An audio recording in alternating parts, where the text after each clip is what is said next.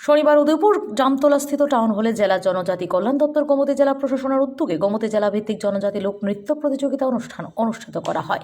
এই অনুষ্ঠানের প্রদীপ প্রজ্বলনের করে শুভ সূচনা করেন ত্রিপুরা বিধানসভার বিধায়ক অভিষেক দেব রায়।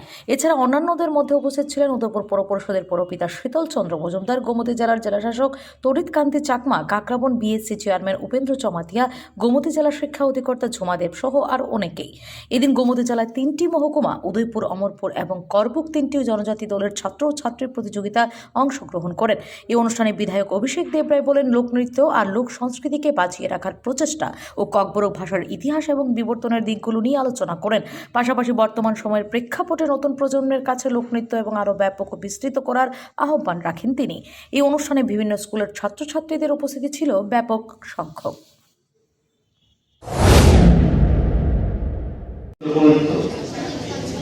এটা ত্রিপুরা রাজ্যের অত্যন্ত গুরুত্বপূর্ণ একটা বিষয়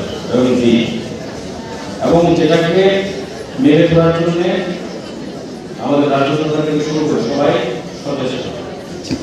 আমাদের এই যে লোকনৃত্যগুলো, এগুলো আমাদের অহংকার, এগুলো আমাদের ঐতিহ্য, এগুলোকে আমাদের ধরে রাখতে হবে এবং আমাদের পরবর্তী প্রজন্মকে সেগুলো দিয়ে দিতে হবে।